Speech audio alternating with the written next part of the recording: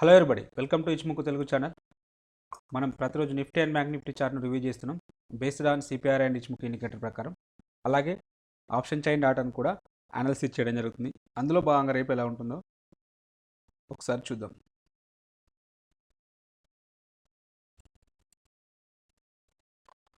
ఇంకా నిఫ్టీ యొక్క ఇంట్రాడే చార్ట్ను చూసినట్టయితే ప్రైస్ అనేది గ్యాప్ అప్లో ఓపెన్ అయిపోయి స్లైట్ గ్యాప్ అప్ తోటి ఓపెన్ అయిపోయి లాస్ట్లో 60 పాయింట్స్ డౌన్స్ తోటి క్లోజ్ అయితే కావడం జరిగింది. సో మార్కెట్లో వోలటాలిటీ అయితే అట్లానే కంటిన్యూ అవుతుంది.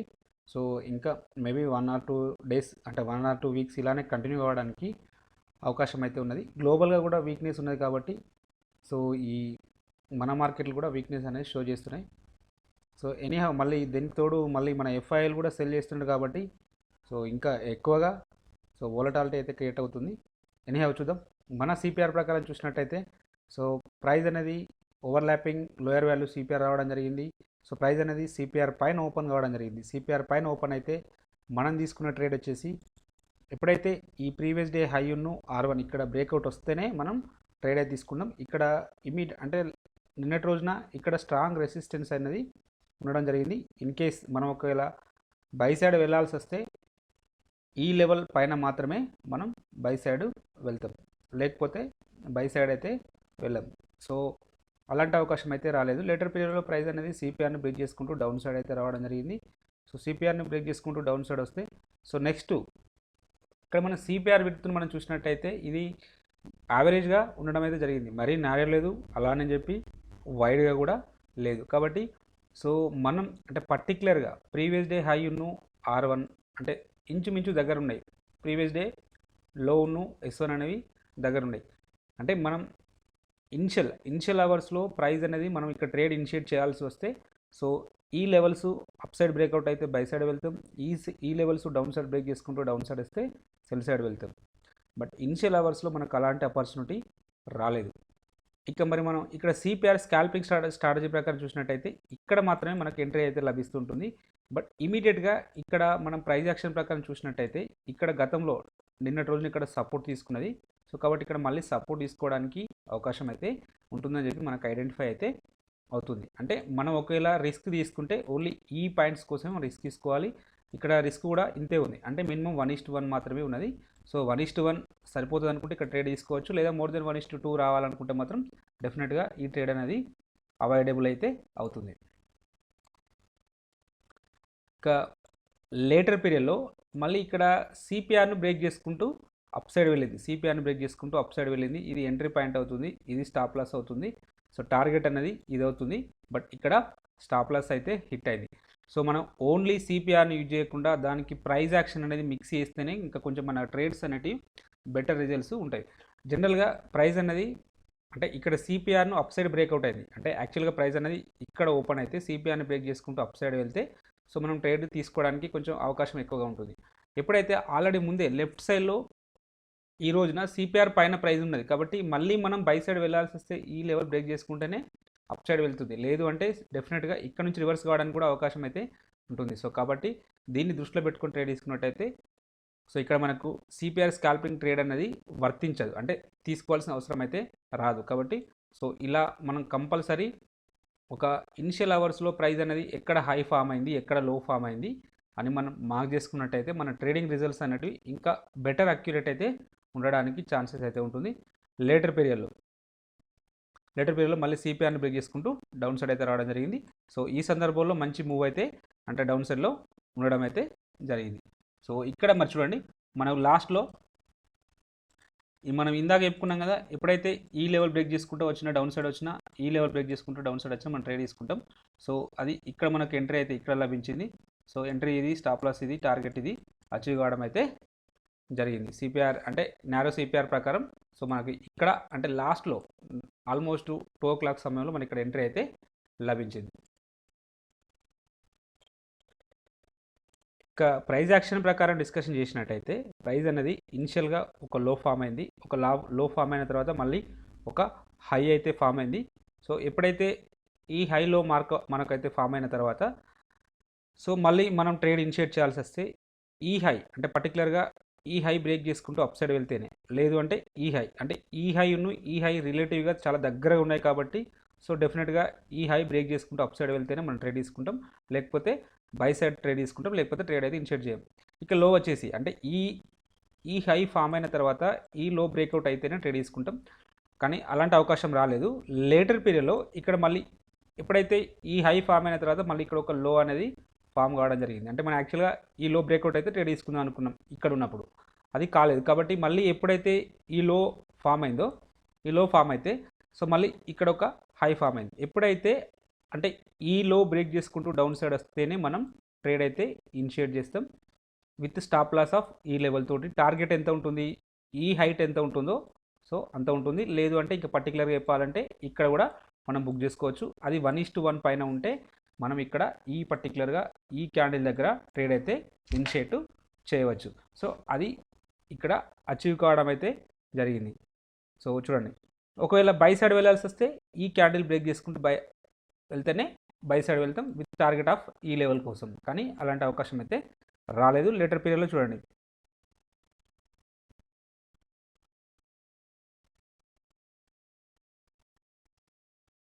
మళ్ళీ ఈలో పర్టికులర్గా ఈలో బ్రేక్ ఈలో దగ్గర తీసుకున్నాం, ట్రేడ్ అనేది సక్సెస్ కావడం జరిగింది. మళ్ళీ ఒకవేళ మనం డౌన్ సైడ్ వెళ్తే మళ్ళీ ఈలో బ్రేక్ చేసుకుంటేనే సో మళ్ళీ మనకి ఇక్కడ ఎంట్రీ అయితే లభిస్తుంటుంది విత్ టార్గెట్ ఆఫ్ ఈ హైట్ తోటి ఇది అచీవ్ కావడం అయితే జరిగింది.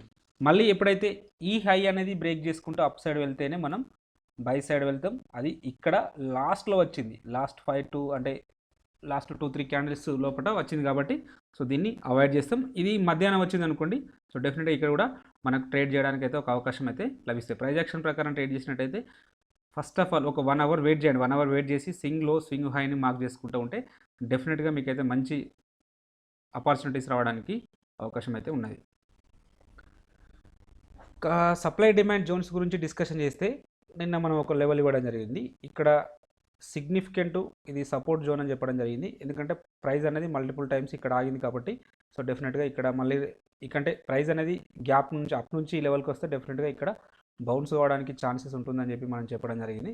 సో ఎగ్జాక్ట్గా ఈ లెవెల్ నుంచి సో చూడండి, ఇక్కడ సపోర్ట్ తీసుకొని ఇంత అద్భుతమైన ర్యాలీ అయితే రావడం జరిగింది. సో అంటే మనం ఇది ఎంట్రీ పాయింట్ అవుతుంది, సో ఇది స్టాప్ లాస్ అవుతుంది. సో లేదు అంటే కన్ఫర్మేషన్ అయితే ఇది ఎంట్రీ అవుతుంది, స్టాప్ లాస్ ఇది అవుతుంది. టార్గెట్ మోర్ దెన్ 1:2 టైమ్స్ ఈజీగా అచీవ్ కావడం అయితే జరిగింది. సెకండ్ టైం ఈ లెవెల్ ఇక్కడ హోల్డ్ గుడ్ కాలేదు, సో మళ్ళీ ఇక్కడ ఈ లెవెల్ అనేది రెండోసారి ఫెయిల్ అవ్వడం అయితే జరిగింది. ఇక లేటర్ పీరియడ్లో మళ్ళీ ఇక్కడ ఒక జోన్ ఇవ్వడం జరిగింది. ఇక్కడ ఈ జోన్ దగ్గర మనకు ప్రైస్ అనేది మనకు కన్ఫర్మేషన్ క్యాండిల్స్ రాలేదు. చూడండి ఎందుకు కన్ఫర్మేషన్ క్యాండిల్స్ రాలేదని చెప్తున్నాను.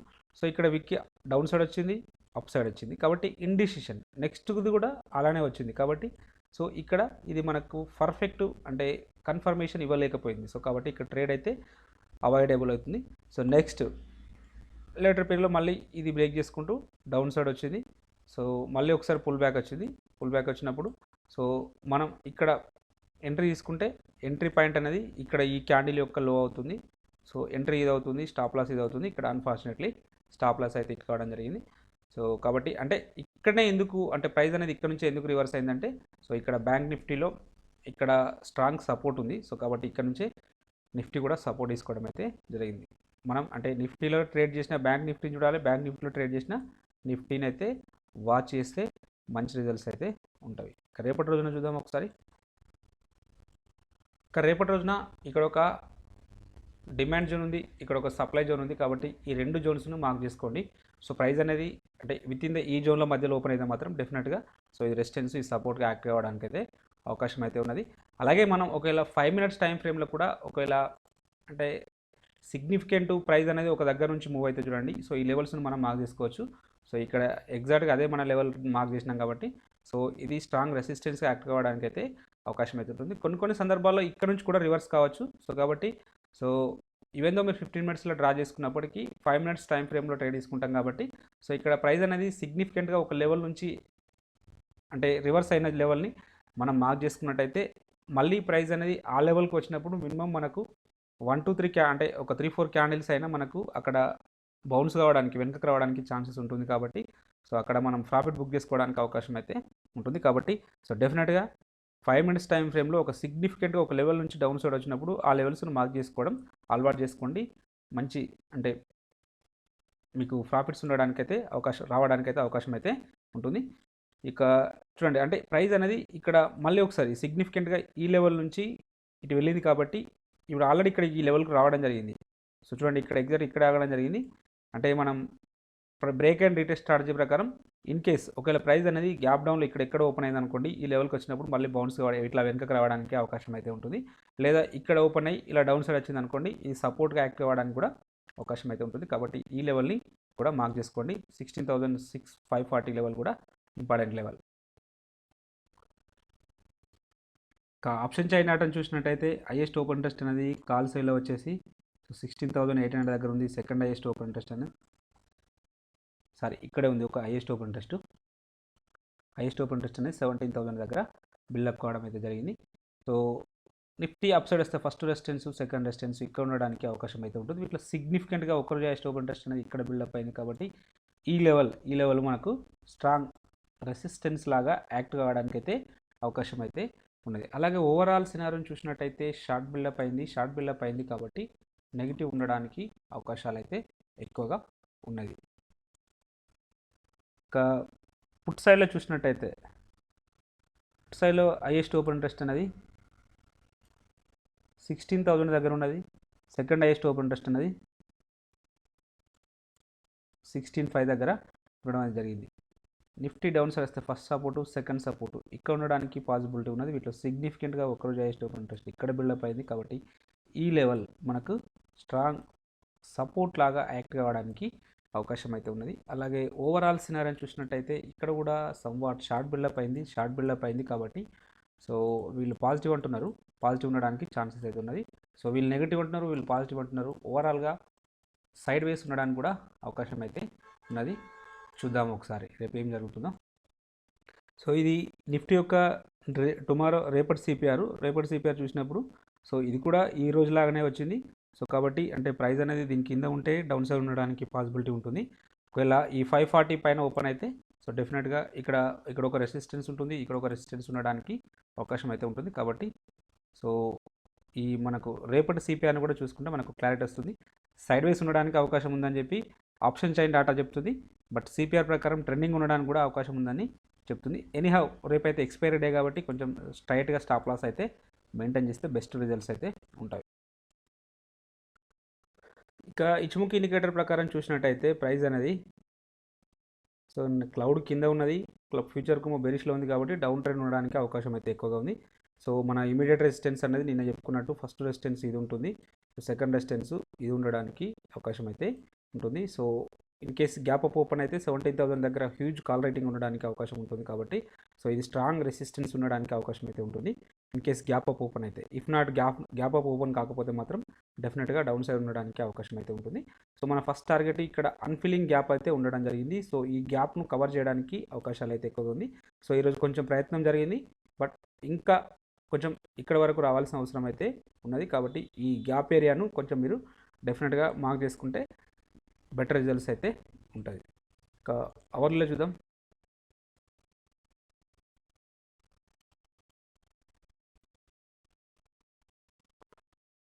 అవర్లీలో చూసినట్టయితే ప్రైస్ అనేది క్లౌడ్ పైన ట్రేడ్ అవుతుంది. సో అంటే అవర్లీ ప్రకారం బులిష్ ఉన్నది, బట్ మనం higher time frame trend consider చేసినప్పుడు డైలీ ప్రకారం బెరిషే ఉంటుంది. సో కాబట్టి ఎనీహౌ ఈ హై అనేది ఉంటుంది చూడండి. సో ఈ హై దాటితేనే మనం బులిష్నెస్ అయితే ఎక్స్పెక్ట్ చేయొచ్చు, లేదంటే బెరిష్నెస్ ఉండడానికి అవకాశం అయితే ఉంటుంది. సో ఇది దాటితే మన నెక్స్ట్ టార్గెట్ 16,900 అండ్ 17,000 వరకు ఉండడానికి ఛాన్సెస్ ఉన్నది. సో ఇక్కడ ఒక మనకు ఈ సపోర్ట్ జోన్ ఉంది చూడండి.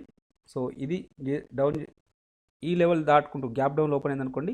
సో డెఫినెట్గా మళ్ళీ ఒకసారి ఈ లెవెల్ టెస్ట్ చేయడానికి అయితే అవకాశం అయితే ఉంటుంది. సో కాబట్టి 15,900 లెవెల్ని టెస్ట్ చేయడానికి అవకాశం అయితే ఉంటుంది. కాబట్టి ఈ లెవెల్స్ని మార్క్ చేసుకోండి. ఇక బ్యాంక్ నిఫ్టీ యొక్క ఇంటర్డే చార్ట్ అనాలిసిస్ చేసినట్టయితే లోయర్ వాల్యూ సిపిఆర్ రావడం జరిగింది. ప్రైస్ అనేది సో సిపిఆర్ కింద ఓపెన్ కావడం జరిగింది. ఫస్ట్ 15 మినిట్స్లోనే సిపిఆర్ను బ్రేక్ చేసుకుంటూ అప్ సైడ్ అయితే వెళ్ళడం జరిగింది. సో మనం సిపిఆర్ స్కాల్పింగ్ స్ట్రాటజీ ప్రకారం ఎంట్రీ పాయింట్ అనేది ఇది అవుతుంది. సో స్టాప్ లాస్ అనేది ఇది అవుతుంది. ఇక్కడ మనకి ఎంట్రీ లభించలేదు. లేటర్ పీరియడ్లో మళ్ళీ పుల్ బ్యాక్ రావడం జరిగింది. మళ్ళీ ఒకసారి పుల్ బ్యాక్ వచ్చి సిపిఆర్ని బ్రేక్ చేసుకుంటూ అప్ సైడ్ అయితే వెళ్ళడం జరిగింది. ఈ సందర్భంలో ఎంట్రీ పాయింట్ ఇది అవుతుంది, స్టాప్ లాస్ అనేది ఇది అవుతుంది, టార్గెట్ అనేది దీనికి 1:1 టైం ఇది అవుతుంది. సో ఇక్కడే ఉంటుంది. లేదు అంటే ఇన్ కేస్ ఒకవేళ కొన్ని సందర్భాల్లో మనం ఈ గతంలో హై ఇది ఉన్నది కాబట్టి సో ఈ హై బ్రేక్అవుట్ అయిన తర్వాత కూడా మనం ట్రేడ్ అయితే ఇనిషియేట్ చేయవచ్చు. సో అప్పుడు స్టాప్ లాస్ అనేది ఇది అవుతుంది.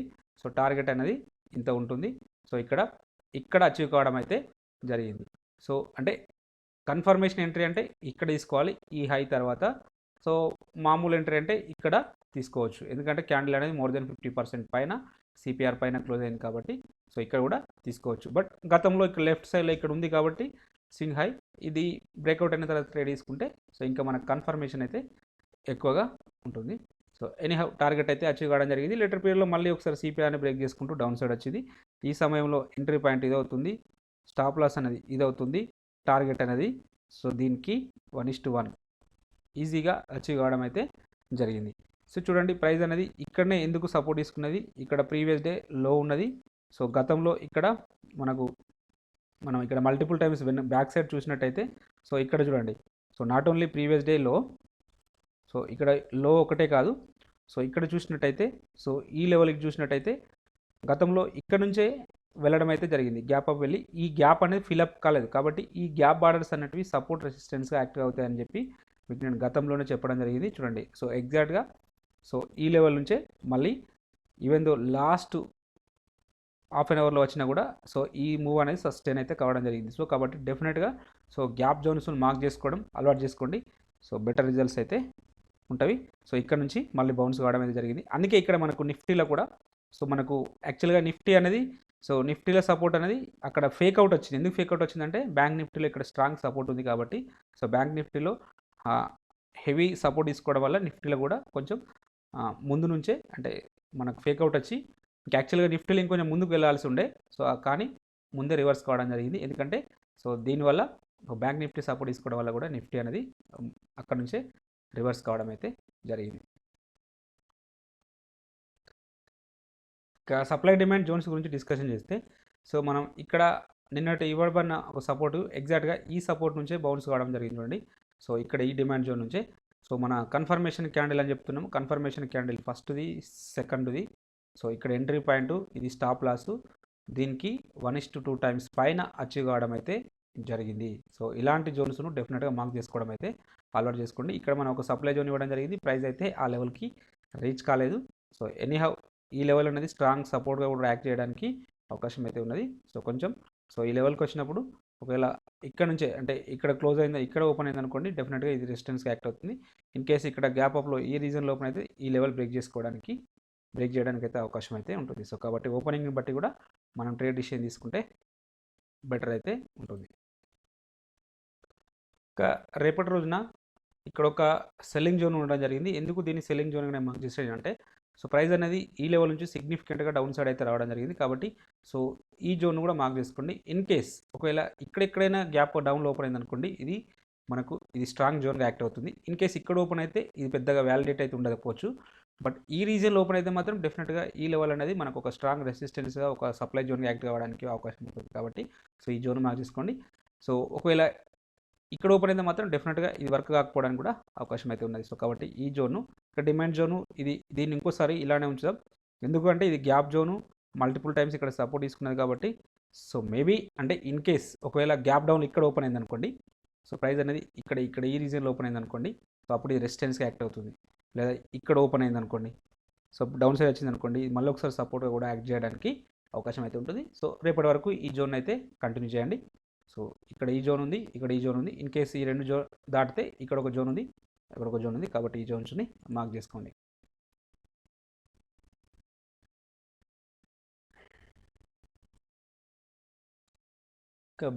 బ్యాంక్ నిఫ్టీ యొక్క ఆప్షన్ చైన్ డేటాను చూసినట్టయితే హైయెస్ట్ ఓపెన్ ఇంట్రెస్ట్ అనేది కాల్ సైడ్లో 36 దగ్గర ఉన్నది. సెకండ్ హైయెస్ట్ ఓపెన్ ఇంట్రెస్ట్ అనేది సో 36.5 దగ్గర ఉండడం జరిగింది. అప్ సైడ్ వస్తే ఫస్ట్ రెసిస్టెన్స్ సెకండ్ రెసిస్టెన్స్ ఇక్కడ ఉండడానికి పాసిబిలిటీ ఉన్నది వీటిలో సిగ్నిఫికెంట్గా. సో ఒకే రోజు హైయెస్ట్ ఓపెన్ ఇంట్రెస్ట్ యాక్చువల్గా ఇక్కడ లేదు, సో ఇక్కడ మాత్రమే కొత్తగా ఫ్రెష్గా పొజిషన్స్ అయితే యాడ్ కావడం జరిగింది. ఎనీహౌ ఇక్కడ వీ లెవెల్స్ని చూస్తుంటే మనకు లాంగ్ అన్వైండింగ్ అయితే కావడం జరుగుతుంటుంది. సో కాబట్టి దీని ప్రకారం ఏం కంక్లూడ్ చేయలేము. సో ఇక పుట్ సైడ్లో చూసినట్టయితే పుట్ సైడ్లో హైయెస్ట్ ఓపెన్ ఇంట్రెస్ట్ అనేది సో 35 దగ్గర ఉన్నది. సెకండ్ హైయెస్ట్ ఓపెన్ ఇంట్రెస్ట్ ఉన్నది సో 35.5 దగ్గర ఉన్నది. బ్యాంక్ నిఫ్టీ డౌన్ సైడ్ వస్తే ఫస్ట్ సపోర్ట్, సెకండ్ సపోర్ట్ ఇక్కడ ఉండడానికి అవకాశం అయితే ఉన్నది. వీటిలో సిగ్నిఫికెంట్గా ఒకరు చేసే స్టాప్ ఇంట్రెస్ట్ ఇక్కడ బిల్డప్ అయింది కాబట్టి ఈ లెవెల్ మనకు స్ట్రాంగ్ సపోర్ట్ లాగా యాక్టివ్ అవ్వడానికి అవకాశం అయితే ఉన్నది. అలాగే ఓవరాల్ సినారీ చూసినట్టయితే షార్ట్ బిల్డప్ అయింది కాబట్టి నెగిటివ్ ఉండడానికి పాజిటివ్ ఉండడానికి అవకాశం అయితే ఎక్కువగా ఉన్నది. చూద్దాం. గ్యాప్ అప్ ఓపెన్ కావడానికి అవకాశాలు అయితే ఎక్కువగా ఉన్నవి. చూద్దాం ఒకసారి.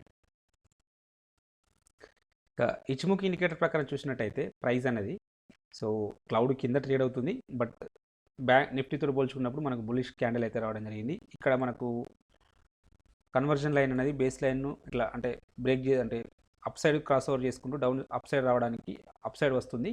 కాబట్టి సో ఇది నిఫ్టీతో పోల్చుకున్నప్పుడు బ్యాంక్ నిఫ్టీ అనేది సంవాట్ బులిష్నెస్ అయితే షో చేస్తుంది.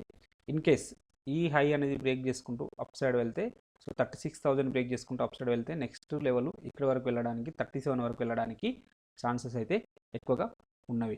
లేదు ఇన్ కేస్ ఈ లోను బ్రేక్ చేసుకుంటూ డౌన్ సైడ్ వచ్చిందనుకోండి, సో మళ్ళీ మనకు సో ఫస్ట్ ఇక్కడ ఒకటి అన్ఫిల్లింగ్ గ్యాప్ ఏరియా ఉంది. ఈ గ్యాప్ ఏరియాని దాటుకొని సో నెక్స్ట్ మళ్ళీ ఇక్కడ వరకు రావడానికి 35 వరకు రావడానికి ఛాన్సెస్ అయితే ఎక్కువగా ఉన్నాయి. అంటే హయ్యర్ సైడ్లో 36,000 first target, second target 37,000, down సైడ్లో ఫస్ట్ టార్గెట్ ఇది అవుతుంది. సో సెకండ్ టార్గెట్ అనేది ఈ కన్వర్జన్ అండ్ బేస్ లైన్ అవుతుంది కాబట్టి సో 35,000 అనేది సెకండ్ టార్గెట్గా వర్క్ చేయడానికి అవకాశం అయితే ఉన్నది. నెక్స్ట్ ఒకవేళ అవర్లీలో చూసినట్టయితే అవర్లీలో మనకు కంప్లీట్గా బులిష్నెస్ అయితే షో చేస్తుంది. ఎనీహౌ సో ఈ లెవెల్ అంటే ఈ హై పైన సస్టైన్ అయితేనే మనం బులిష్నెస్ ఎక్స్పెక్ట్ చేయొచ్చు. అది కూడా పర్టికులర్గా దట్టు ఈ లెవెల్ వరకు మాత్రమే. సో ఈ అప్ సైడ్లో ఈ రెండు లెవెల్స్ బ్రేక్ చేసుకుంటూ అప్ సైడ్ వెళ్తే నెక్స్ట్ టార్గెట్ 37 వరకు వెళ్ళడానికి ఛాన్స్ అయితే ఉంటుంది. ఇక్కడ డౌన్ సైడ్లో సినారీ వచ్చేసి ఈ లోన్ బ్రేక్ చేసుకుంటూ వస్తే so next level of the support అనేది అవర్లీ చార్ట్ ప్రకారం ఇక్కడ ఉండడం జరిగింది. 34,800 దగ్గర ఉండడం అయితే జరిగింది. ఇన్ కేస్ అది బ్రేక్ చేసుకుంటూ డౌన్ సైడ్ వస్తే సో నెక్స్ట్ ఇక్కడ ఉంటుంది. సో ఈ లెవెల్ ఉంటుంది కాబట్టి ఈ రెండు లెవెల్స్ని మార్క్ చేసుకోండి. ఇక ఎఫ్ఐ డాటాను చూసినట్టయితే సో ఫస్ట్ జూన్ రోజు సో వీళ్ళు మళ్ళీ నియర్లీ 2,000 crores వర్త్ని వీళ్ళు సెల్ చేయడం జరిగింది. మన వాళ్ళు ఈసారి ఓన్లీ 50% మాత్రమే డిఫెన్స్ చేయడం అయితే జరిగింది. సో కాబట్టి మార్కెట్స్ అనేది స్టిల్ ఇంకా బేరిష్నెసే షో ఇండికేట్ చేస్తున్నాయి కాబట్టి కొంచెం కాషియస్గా ఉండండి.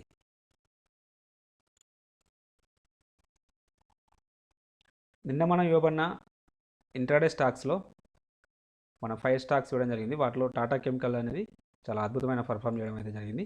సో ఇక్కడ యాక్చువల్గా ఇక్కడ బై సైడ్ వెళ్ళాలి, బట్ బై సైడ్ ఎక్కడ వెళ్తాం, ఈ క్యాండిల్ దీనిపైన హై పైన వెళ్తాం, అలాంటి అవకాశం రాలేదు. సో ఎగ్జాక్ట్గా ఇక్కడ నుంచి రివర్స్ కావడం అయితే జరిగింది. సో చూడండి ఇంత అద్భుతమైన మూవ్ రావడం అయితే జరిగింది. సో అలాగే రేపటి రోజున చూడండి, రేపటి రోజున ఈ స్టాక్స్ నారో సిపిఆర్ ఉన్నాయి కాబట్టి వీటిని వాచ్ లిస్ట్లో తీసుకోండి. సో ఇవి ట్రెండింగ్ ఉండడానికి అవకాశం అయితే ఉన్నది. మీకు ఈ కంటెంట్ నచ్చినట్టయితే తప్పక లైక్ చేస్తూ షేర్ చేయగలరు, అలాగే సబ్స్క్రైబ్ చేసుకోగలరు. Thank you everybody.